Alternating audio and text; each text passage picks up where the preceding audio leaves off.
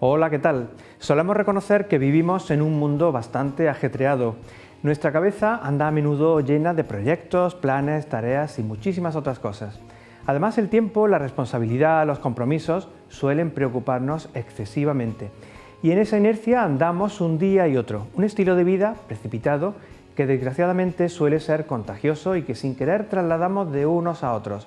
Son las prisas de este mundo que nos atrapan, que nos hacen perder perspectiva, ser irreflexivos y que además pueden terminar robándonos la esperanza. Necesitamos distanciarnos con cierta frecuencia de este mundo, o mejor dicho, de este modo de ver al mundo, para encontrar las fuerzas en quien puede ayudarnos y desde allí contemplar nuestra vida, la situación que vivimos, las necesidades de otros, con la mirada de Dios. En la Iglesia hay formas de vida que nos enseñan a valorar este silencio. No es un silencio vacío, sino habitado. La vida contemplativa, tema del que vamos a hablar hoy, no es una huida, ni siquiera es bajarse del mundo. Más bien es subir a un faro para activar una luz que nos ayude a todos a ver desde el corazón de Dios. Comenzamos.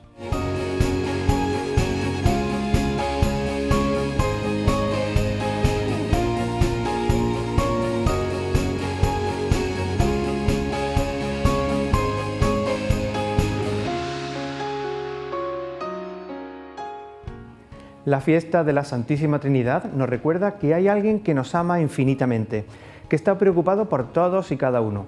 Y la vida contemplativa es algo así como el oído y el altavoz de Dios, que desde el silencio quiere ahogar el ruido del mundo. Para recordárnoslo, celebramos la jornada Pro Orantibus, este año con el lema La vida contemplativa, cerca de Dios y del dolor del mundo. Vida en comunidad, en silencio, en servicio para el mundo. Son las vocaciones a la vida contemplativa que desde el convento o el monasterio rezan y velan ante Dios. Personas que han optado por una entrega más íntima a Él y se compadecen y rezan por quienes sufren y que desde el silencio gritan que hemos sido creados para amar a Dios.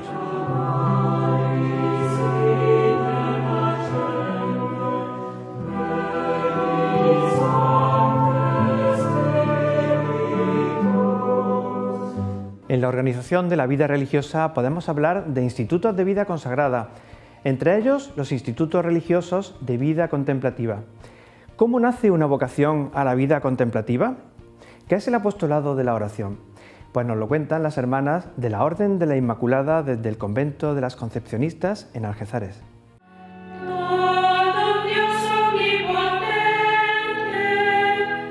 Yo no sabía nada de la fe ni tenía una idea de qué era creer, ni qué era ir a la iglesia. Yo recuerdo que mi madre pues tenía muchos proyectos en mí, ella se idealizaba, ¿no?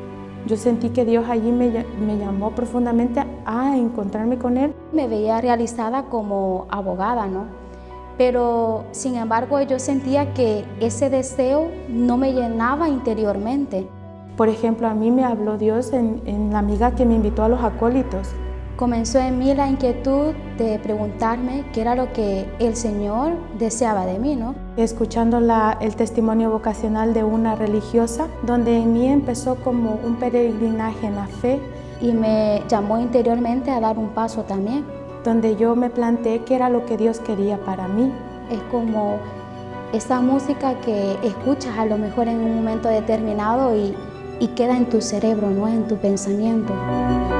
Una melodía como la que escuchan Margarita, Vanessa, María, Eva y tantas religiosas que desde el silencio y la contemplación nos recuerdan desde un convento la cercanía de Dios y la cercanía a tantas personas que sufren con la oración, amando.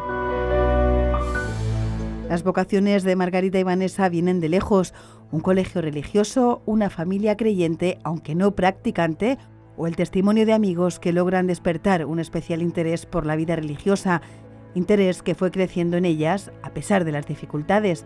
Yo se lo dije a mi madre que me quería ir a un monasterio, pero mi madre se puso tan afectada que decidí esperar. Y en ese año del ingreso a la universidad, recién cumplidos los 18, un catequista me puso en contacto con una hermana de este monasterio, que es Soreva, la actual abadesa. Gracia plena, Dominus tecum. Es tener una inquietud por conocer la forma de vida. Estuvimos hablando por teléfono, me contaba cosas del monasterio, me explicaba cómo eran las hermanas y yo pues soñaba con venir, ¿no? Después del discernimiento llegó el momento de realizar una experiencia. Puede la joven permanecer en su casa con su familia y venir por temporadas al monasterio. Y la verdad es que pues ya comencé luego mi postulantado. Y ya empiezan a contar las etapas de la formación. A los 20 años, estando en la universidad, Vanessa recibe la visita de su hermana, ya religiosa, volviendo a suscitar aquella voz interior. Al verla a ella, al ver la forma de orar, la liturgia de las horas, al ver la forma en cómo las hermanas se relacionaban, creo que fue el momento en donde esa voz de Dios fue mucho más fuerte en mí. Al principio ellas pensaron que yo no estaba hablando en serio, ¿verdad? Pero sin embargo, yo iba en serio. Me puse en comunicación con Madre Eva y le planteé mis inquietudes vocacionales, ¿no? Tenía que aventurarme, ¿no? Si el Señor me amaba, una vocación dentro de la vida contemplativa. Las hermanas le asignan la comunidad un acompañante. Si lo que está sintiendo interiormente corresponde a lo que Dios le pide, las etapas fluyen: aspirantado, postulantado, noviciado, juniorado y ya la profesión definitiva. El desarrollarte dentro de la fraternidad, el encontrar una gran familia, ¿no? Y una familia desde la fe. Luego lo vivimos con alegría, tenemos momentos de expansión en los recreos. Y que al final de tanto somos un montón de hermanas que seguimos un mismo ideal de vida. Me siento parte de una gran familia, verás, y eso me hace pues vivir como un gran proyecto de Dios. La luz del Espíritu Santo, haznos dóciles a sus inspiraciones para gustar. A veces el sufrimiento llega desde fuera y también es ocasión para acentuar la oración. El sufrimiento yo creo que nos viene pues luego pues, con nuestros padres, las enfermedades que acontecen en el mundo, y eso nos hace pues sufrir pero nos hace aumentar también la plegaria a Dios. En nuestras constituciones dicen que la oración en la hermana concepcionista es su apostolado. Por tanto, tenemos que estar siempre atentas que nos pidan o no oración, a orar por el mundo, por el bien, por todo lo que necesite. Y aquí está la eficacia del apostolado de la oración, que tanto me gusta, ¿no? Saber que alguien está orando por ti reconforta a la gente y le aumenta la fe, y de esa manera le acercas a Dios.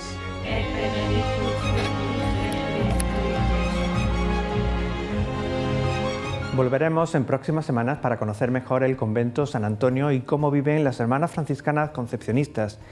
Para todo creyente, los sacramentos constituyen la fuente de gracia para vivir la fe.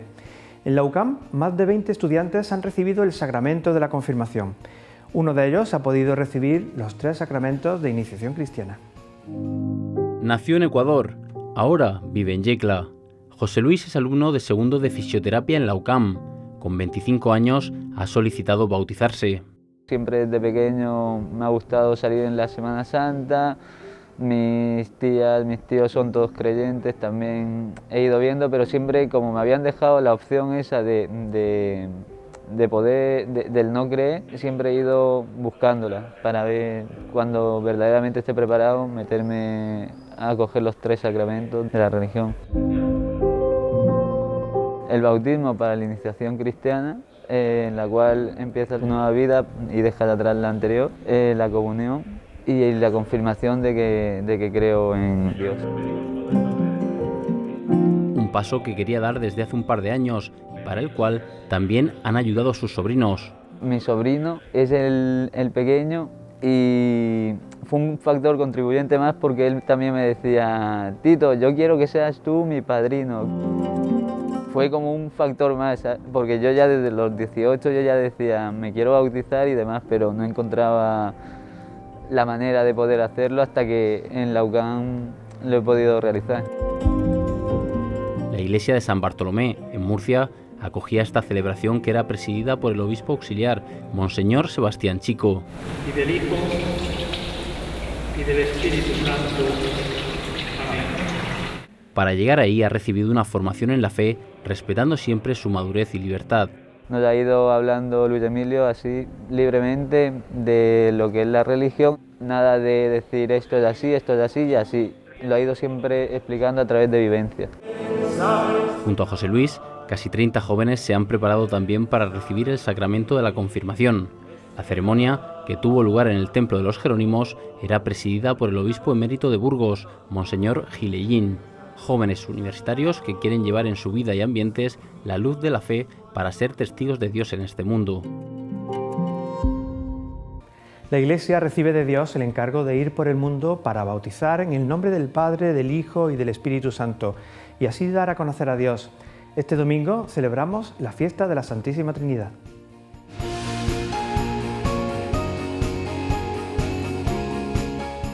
Muchos saludos. Estamos celebrando el Día de la Santísima Trinidad, un día evidentemente grande para vivir la alegría y bueno, pues el hecho de conocer a Dios. Pero ¿cómo conocemos a Dios? Miren, conocemos a Dios por la palabra del Señor. A lo largo de toda la historia el Señor ha estado hablando y ha estado presente en nuestra historia, muy cercano. Pero no solamente hemos conocido a Dios, sino que Dios nos ha dado señales. Lo hemos conocido por la palabra revelada, pero nos da señales. Y las señales que nos da Dios son de comunión, de amor, de cercanía. El Señor está presente en nuestra vida y nos da, pues, testimonio de la grandeza de su amor. Bueno, hemos visto cómo el Señor, que nos conoce, está muy próximo, muy cerca a nosotros. Tanto que dice Jesús en el texto del Evangelio de San Juan, y lo leo: el que me ama guardará mi palabra, y mi Padre lo amará, y vendremos a Él, y haremos morada en Él. Si Dios está dentro de nosotros, cualquier persona es digna de respeto, porque somos hijos de Dios. Y si somos hijos de Dios, estamos llamados a hacer el bien y a seguir trabajando por el reino de Dios, con la presencia de Dios, porque Dios mora en nosotros. Ahora bien, nos dice el Papa Francisco que Dios nos ha enseñado muchas cosas, y para imaginarnos la cercanía de Dios, dice el Papa: fijaos en este tiempo de pandemia cómo las manos de los médicos han curado a tantos enfermos, que las manos de los enfermeros y de las enfermeras han estado muy cerca también en los sufrimientos y en las necesidades de tanta gente. Y las manos de tanta gente esencial en nuestra vida han hecho obras fantásticas. Pues Dios tiende también su mano a nosotros. Nos tiende la mano para perdonar, para mostrarnos misericordia y para darnos la salvación. Pues mucho ánimo, que en este día abramos bien los oídos y escuchemos, porque Dios nos hablará, y abramos los ojos, porque veremos cómo Dios nos tiende las manos. Y termino pidiendo una oración a Dios por todas las religiosas y todos los monjes de vida monástica, para que Dios les siga bendiciendo en su vida de oración y de sacrificio. Ellos han entregado la vida por nosotros, pues que seamos capaces también de imitarles, o al menos rezar a Dios por ellos.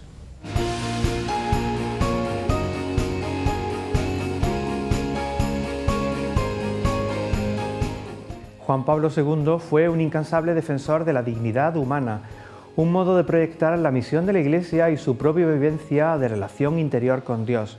A ese tema dedica el periodista Manuel Bru su último libro, donde además insiste en la continuidad con los diferentes papas que antes y después llevan la barca de Pedro. Habemus papam.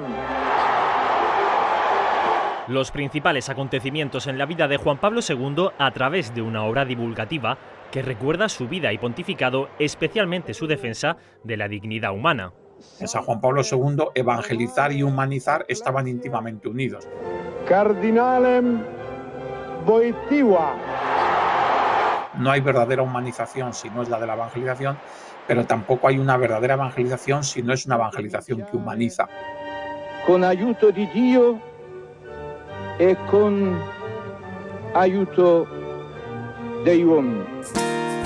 Entonces yo creo que esta es una clave de su magisterio, que empieza el concepto del ser humano, la dignidad humana, desde su primera encíclica y llega hasta el último momento, y que también condicionó muchísimo toda su trayectoria personal de siempre. Su autor defiende la continuidad de Juan Pablo II con pontificados anteriores y posteriores, más allá de los prejuicios que insisten en sus diferencias. Como si Juan Pablo II rompiese con la trayectoria de Pablo VI, de Juan Pablo I difícil porque fue muy poco tiempo, ¿no? O Benedicto XVI fuera continuidad de Juan Pablo II 100%, cuando también hubo una gran novedad, o como si sobre todo el Papa Francisco ya fuese una ruptura con respecto a Benedicto XVI y a Juan Pablo II, como muchas veces se ha planteado. Destaca también una especial sintonía entre Juan Pablo II y el Papa Francisco. Porque coincide con él en algunas características que no son fundamentales, pero que son también importantes y significativas, como es en su espontaneidad, en su especial manera de denunciar las injusticias sociales, etc. Los mineros queremos que se ponga este casco y sea un trabajador minero más de Catavi, que sea un minero más de Catavi. Y una expresión que la periodista Gómez Borrero usaba para referirse al Papa polaco. Es la de espiritualidad geográfica. Paloma Borrero en un momento determinado le preguntó, ¿pero cómo es capaz, Santo Padre, de en estas jornadas, era uno de estos viajes tremendos, con una agenda apretadísima, en estas jornadas ¿cómo es capaz luego de concentrarse, de retirarse para rezar, de tener todavía fuerzas para poder rezar, Y el Papa le contestó eso, bueno, es que mi espiritualidad es un poco geográfica, es decir, y el Papa se lo explicó, es que yo cuanto más me expongo, cuanto más gente conozco, cuanto más me implico, eso para mí me va recargando de motivos y de razones y de cosas por las que rezar. Eso me llena para la oración, ¿no? O sea, su actividad era la fuente de su oración. Una obra que nos puede ayudar a entender con perspectiva la vida interior de un papa que defendió los derechos humanos y fue protagonista de importantes acontecimientos de la Iglesia y del mundo.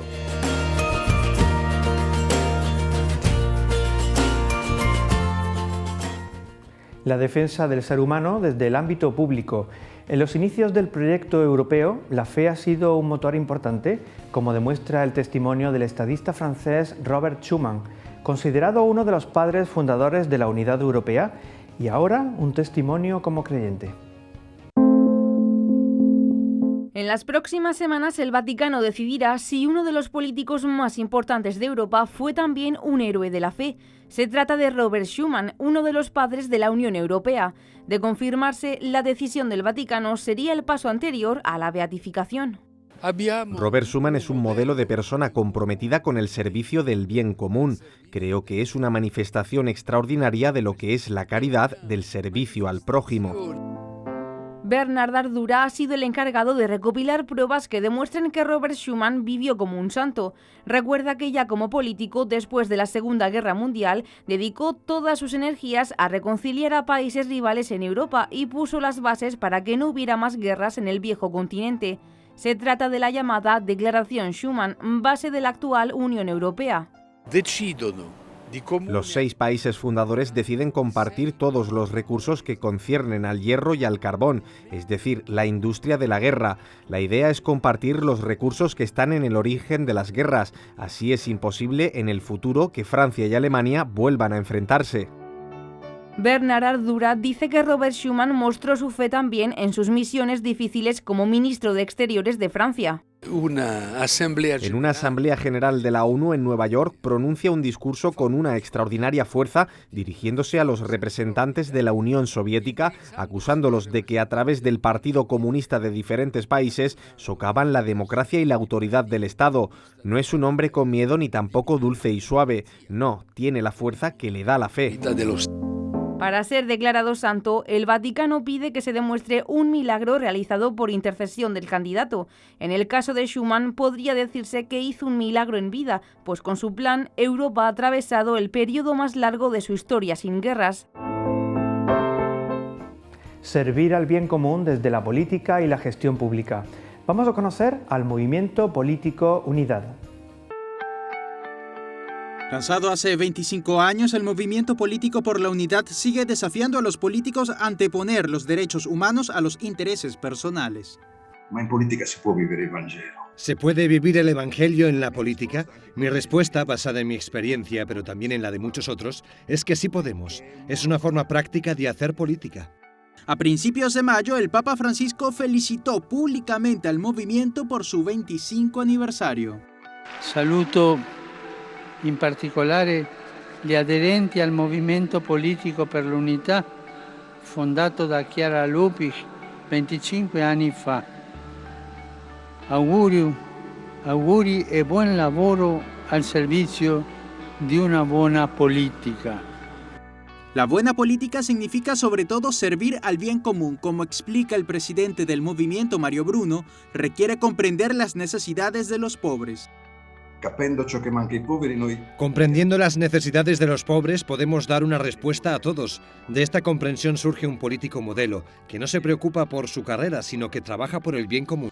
Las necesidades de los pobres durante la pandemia van más allá de la comida y el dinero. Por eso el Movimiento Político por la Unidad se prepara para lanzar una iniciativa para que las vacunas sean accesibles a todos, en especial para las poblaciones marginadas. En esta crisis que es social, política, económica y medioambiental, creo que hay una nueva capacidad de responsabilizarse, de preocuparse por los demás, uniendo acciones locales y globales. Hemos visto cómo las decisiones locales influyen en el resto del mundo y cómo las decisiones globales repercuten en las comunidades individuales. El Movimiento Político por la Unidad desafía a los políticos a una forma más noble de política, que se tome en serio la responsabilidad del político de representar al pueblo y de servir al bien común. La vida de fe con la fuerza de la gracia nos ayuda a vivir y sobrellevar las dificultades. Silvia Relinque es esposa y madre de 2 hijos. Como especialista en pedagogía y desde su experiencia de fe, ha compartido su experiencia sobre la misericordia de Dios y el potencial transformador en nuestras vidas.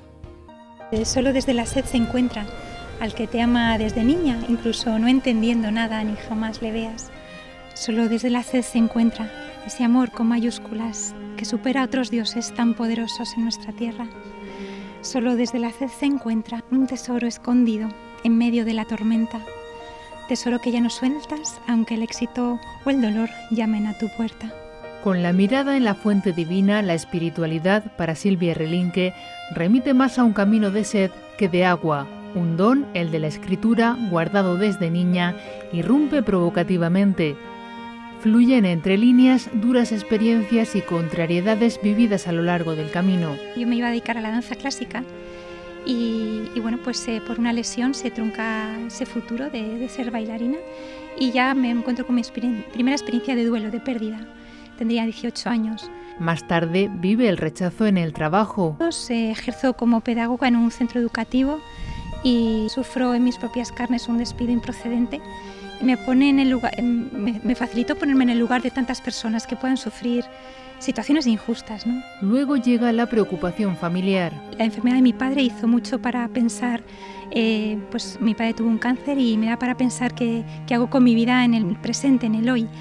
Silvia encuentra una luz en medio de la angustia y optará por descubrir sus pensamientos en forma de testimonio. Declara su amor por el Señor.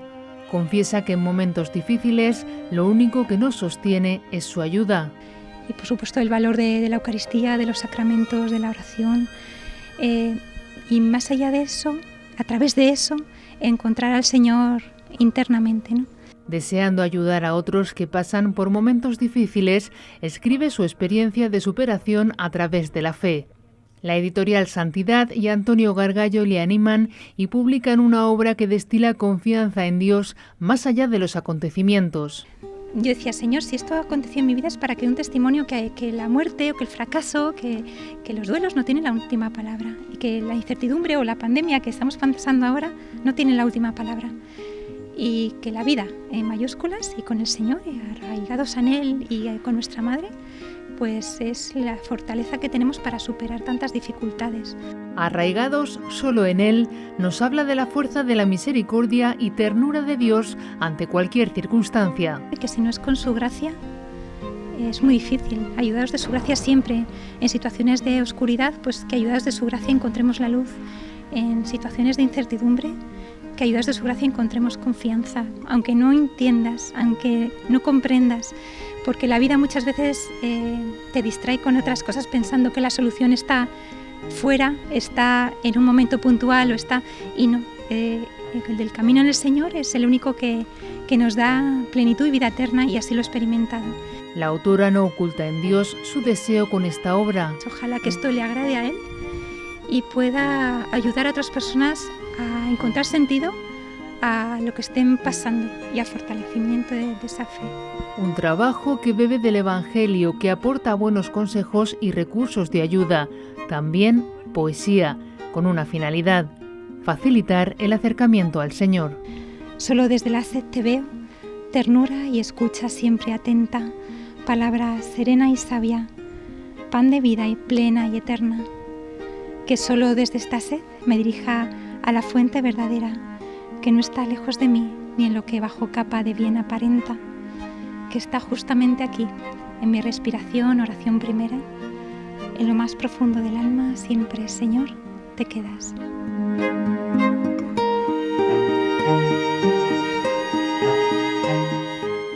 En el Museo Cristo de la Sangre se encuentra la exposición La Fuente. Está compuesta por 4 dibujos y una escultura obra de Santiago Ibáñez. Cuenta como obra principal con la escultura de un Cristo a tamaño natural que impacta al visitante tanto por su realismo como por la posición en la que se exhibe. Es el fruto de casi una década de trabajo en torno al Cristo de la Sangre, titular de la Archicofradía. Ibáñez lo representa como la fuente que es, y la vertical descrita por la sangre es el eje de la obra. Cristo como fuente, de cuyo pecho emana la sangre como un río. Una oportunidad para meditar sobre la entrega de Dios por cada uno de nosotros.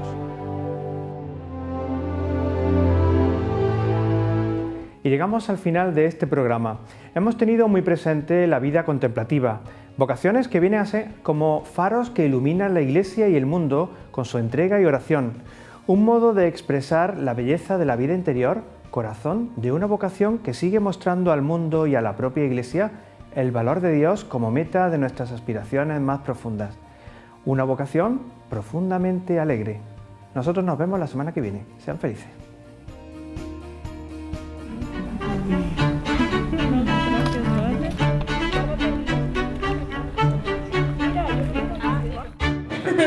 Tú vas respondiéndome un poco a lo que te voy preguntando. Antonia Rodríguez y me he equivocado. Además, Jorge me fue llevando cuando yo no me imaginaba. ¿Me has dicho tu edad? No. Tengo 30 años. Vale. Sí. Y si me ocurre alguna cosa, pues te la pregunto. Ya veremos por dónde salimos. Yo estoy. ¿Tú dirás? Yo, por ejemplo, tengo lo del testimonio vocacional, cómo surgió y todo. Vale, pues